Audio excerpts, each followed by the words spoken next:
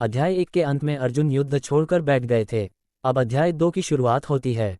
संजय धृतराष्ट्र से कहते हैं। अर्जुन विषाद से भरा हुआ आंसू बहा रहा है और युद्ध से मुंह मोड़ चुका है।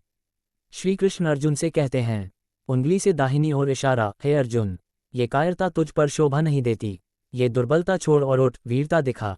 अर्जुन कहते हैं, हे माधव, मैं अपने ही बंधुओं को कैसे मारूं? धन राज्य से बड़ा मेरे लिए धर्म है। यदि मैं युद्ध करूं तो पाप लगेगा। हे गोविंद, मैं आपसे कहता हूं, मैं युद्ध नहीं करूंगा। और तब अर्जुन कहते हैं, उंगली से दाहिनी ओर इशारा, हे कृष्ण, मैं आपका शिष्य हूं, मुझे शिक्षा दीजिए कि मेरे लिए धर्म क्या है। अब श्री कृष्ण असली गीता का ज्ञान देना शुरू करते हैं। वे कहते हैं, हे अर्जुन, जिस शरीर को तू मारना चाहता है वह नश्वर है, लेकिन आत्मा अमर है, वह कभी नहीं मरती।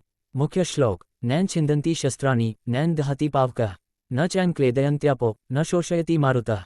अर्थ, आत्मा को न शस्त्र काट सकते हैं, न अग्नि जला सकती है, न जल भिगो सकता है, न वायु सुखा सकती है। कृष्ण कहते हैं, उंगली से दाहिनी ओर इशारा, हे अर्जुन, तू क्षत्रिय है, तेरे लिए युद्ध धर्म है।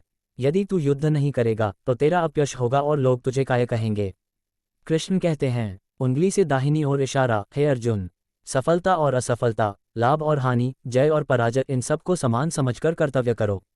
यही योग है। प्रसिद्ध श्लोक, कर्मण्येवाधिकारस्ते मा फलेषु कदाचन मां कर्मफल हेतुर्भूर्मा ते संगोस्त्व कर्मणि। अर्थ, तेरा अधिकार केवल कर्म करने में है, फल पर नहीं। फल की चिंता मत कर, बस अपना कर्तव्य कर। कृष्ण बताते हैं, उंगली से दाहिनी ओर इशारा, जो मनुष्य सुख दुख में समान है, मोहमाया से मुक्त है, इंद्रियों को वश में रखता है, वही स्थिर बुद्धि है। अध्याय का समापन। अर्जुन ध्यान से सुनता है। श्री कृष्ण कहते हैं, उंगली से दाहिनी ओर इशारा, हे पार्थ, तू शोक छोड़ और अपने धर्म का पालन कर। अध्याय 2 यहीं समाप्त होता है। सीख, आत्मा अमर है, केवल शरीर नश्वर है। फल की चिंता छोड़कर केवल कर्म करना चाहिए। सच्चा योगी वही है जो सफलता और असफलता में समान रहता है। यही सांख्य योग का सार है।